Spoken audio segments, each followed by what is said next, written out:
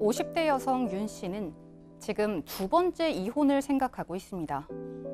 경제력은 있었지만 폭력적이었던 첫 남편과 이혼한 뒤 윤 씨는 직업은 다소 불안정했지만 다정한 성격의 현재의 남편과 재혼했는데요. 안타깝게도 윤 씨의 두 번째 결혼 생활도 순탄치만은 않았습니다. 결혼 당시부터 채무가 있었던 남편은 여전히 버는 돈보다 쓰는 돈이 더 많았고 빚은 점점 늘어갔는데요.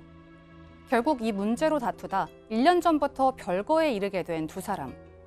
그런데 윤 씨가 친정 어머니로부터 유산을 상속받게 되자 빚 독촉에 시달리던 남편은 은근히 이 재산에 관심을 보입니다. 이혼을 염두에 두고 있는 윤 씨는 만약 자신이 상속을 받으면 채권자들이 그 재산을 압류할까 봐 고민인데요. 배우자의 채무 때문에 상속 재산까지 압류당할 수 있을까요? 오늘 사건 상담실에서는 10년 전 재혼한 남편과 다시 이혼을 고민하고 있는 50대 여성의 사연인데요. 어떤 사연인지 설명을 해보죠. 네, 지금 50대 여성이고요. 직장 생활하고 있습니다. 소득이 있습니다. 그런데 이제 과거로 돌아가 보면 이 여성분이 첫 결혼을 했는데 주변에서 굉장히 부러워했어요. 부유한 집안에 좋은 직장을 가지고 있는 아주 돋보이는 이 신랑과 결혼을 했습니다. 그런데 문제는 행복하지 않았어요. 시댁에서 은연중에 이 며느리를 무시하는 경향이 있었고 이 남편이 점점 이제 폭언과 폭력이 생기는 겁니다. 그러면서 내가 이렇게 생활비를 많이 갖다 주지 않느냐 위세도 하고 그래서 이 여성 고민 끝에 결혼 4년 만에 이혼했습니다. 그 이후에는 스스로 이제 독립 생활을 하면서 결혼의 결자도 생각하지 않고 10년을 그냥 혼자 살았어요. 그런데 우연히 또 한 남성을 만나게 됩니다. 1살 연하의 남자였는데 첫 남편과는 전혀 다른 성향. 좀 이제 이 수입은 변변치 못했어요. 네. 경제적으로도 좀 모아놓은 돈도 없었어요. 중년이 돼가는데. 그런데 사람이 너무 온순하고 유머가 많은 겁니다. 그래서 여성분을 항상 웃게 해주는 거예요. 예. 그래서 이 사람하고라면 행복할 수 있을 것 같아 하고 이제 두 번째 결혼에 골인을 했는데 점점점입니다.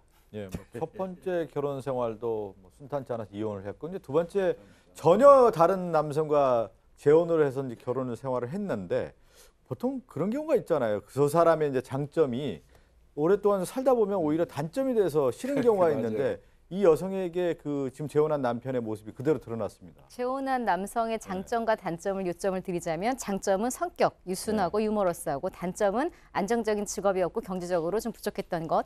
장점은 단점이 되고 단점은 더 큰 단점이 돼서 돌아옵니다. 결혼을 했는데 유순하고 유머러스한 것 내가 좋아서 나한테 해주면 기쁜데 문제는 모든 사람에게 유머러스하고 모든 사람에게 온순하다 보니까 인기가 많고 인기가 많은데 결혼을 하고 나서도 그 인기 유지를 하기 위해서 모든 모임에 또 다 나갑니다. 아마 거절을 못하는 성격일 수도 있고 인기가 많아서일 수도 있겠죠. 모임에 많이 나가니까 당연히 돈을 써야 되는데 아까 말씀드린 단점 경제적으로 여의치가 않았잖아요. 그러다 보니까 버는 돈보다 쓰는 돈이 훨씬 더 많은 이제 생활을 계속 하게 된 겁니다. 실제로 결혼 후에는 대부분의 생활비를 아내가 대왔고요. 남편이 안정적인 직장이 없다 보니까 일을 안 할 때가 있을 거 아니겠어요? 그럴 때에는 남편 용돈까지 아내가 다 챙겨줬습니다. 문제는 남편이 이제 사업을 하겠다라고도 하고 여러 가지 일을 벌이는데 사업할 때마다 빚만 늘고 결혼할 때 이미 남편이 약간 빚이 있었다고 해요. 그래서 결혼식 할 때 집도 아내 친정에서 있던 집에 그냥 남편이 못 만들어 살았다고 하거든요.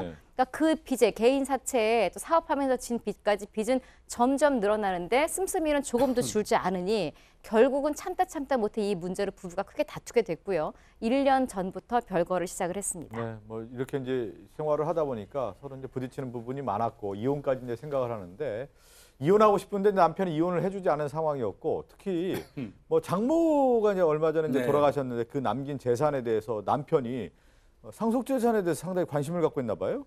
그러니까 별거 하면서 아내는 이제 정식으로 이혼하고 싶으신 것 같아요. 그래서 이혼하자고 자꾸 얘기하는데 이 사람은 답이 없대요. 무응답으로 대처하면서 언제든지 그냥 다시 합칠 수 있다고 착각을 하는 것 같습니다. 아내한테 그런다는 거예요. 이제 미안해. 이제 막 그만 화 풀어. 그냥 그리고 다시 합치자. 이런 식으로만 얘기한다는 거예요. 이혼하자고 얘기하는데 그러니까 아내 입장에서 볼 때는 여전히 철딱선이 없고 생활력도 없는 이 남편하고 같이 살고 싶은 생각은 전혀 없는 것 같습니다. 예, 예. 그러던 와중에 이제 고령의 어머니, 이 아내분의 어머니죠. 어머니가 건강이 좋지 않아서 이제 그 좀 상태가 그런 상황인데 이 어머니는 아버지의 유산을 그대로 다 받아가지고 돈을 상당히 많이 가지고 계신 것 같습니다. 예, 예. 그거를 알고 어머니 그 건강이 악화됐다고 그러니까 이 남편이 뭐라고 그러냐면 나 지금 빚독촉 받고 있는데 나중에 어머니한테 당신이 유산 받을 거 아니야, 상속 받을 거 아니야. 상속 받으면 그거 내 빚 때문에 압류당할 수 있으니까 내 빚부터 좀 갚자. 이런 진짜 철딱선이 없는 얘기를 계속 하고 그러니까 있는 이제 돌아가시기 전에 이미 그 장모님의 재산에 대해서 관심을 갖다 보니까 더욱더 아내 입장에서는 화가 나는 거죠. 아니 너무 우라통이 터지죠. 어머님 지금 살아계신데 지병으로 건강이 악화돼 계신 거예요. 근데 이제 이 장모님 돌아가실 날을 마치 기다리는 그렇죠. 느낌 아닙니까? 그렇죠. 그러니까 이 아내 입장에서는 우라통이 터지는데 안 그래도 무능력해서 지금 이혼까지 고민하고 있는데 두 가지가 걸리는 거예요. 네. 하나는 재산 분할해야 되는 거 아닌가? 지금 살고 있는 집 10년 전에 결혼할 때 이 집은 아내 명의로 돼 있고 친정에서 밀어준 집입니다. 그리고 소득은 아내는 계속 지금 결혼 이후 10년 동안 직장 생활을 쉰 적이 없어요. 그런데 이 남편은 쉬었다 이랬다.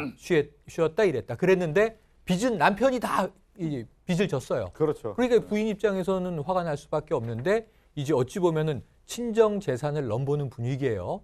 근데 이제 아내는 이혼을 하려고 하니까 이 재산 분할 어떻게 되는 거지? 네. 남편 빚 이혼할 때 그러네요. 어떻게 되는 거지? 이 고민이 있는 거고 혼인 중 어머님이 돌아가시면 큰일 날 거 아닌가? 이 걱정이 네. 있는 거고 남편에게 이혼 얘기를 꺼냈어요. 근데 계속 말을 돌리면서 확답 없이 아직도 아내는 나를 좋아한다라고 네. 생각하는 것 같아요. 그러니까 이혼을 고민하고 있는 상태에서 예전에 아버지가 남긴 재산을 어머니가 많이 이제 상속을 받은 상태에서 와병 중이기 때문에 그 재산에 대해서 남편이 이제 관심을 갖고 있다. 여러 이제 고민이 있는데 궁금증을 저희가 정리를 해보죠. 친정어머니가 돌아가시면 받게 될 상속 재산 남편 빚으로 압류당할 수 있나요?라는 질문과 함께요. 결혼할 때 친정집서 구입해준 제 명의의 집 재산 분할 해줘야 하나요? 두 가지입니다. 남편이 이제 빚이 많은데 만약에 친정어머니가 돌아가셔서 상속을 받으면 그 빚을 남편의 빚으로 압류당하느냐에 대한 질문이거든요. 실제로 이런 질문들이 상당히 많습니다. 배우자 간에 배우자의 빚이 내한테 오지 않느냐 걱정된다. 뭐 빼돌려야 되는 거 아니냐 이런 질문 상당히 많은데 명의대로 가는 겁니다.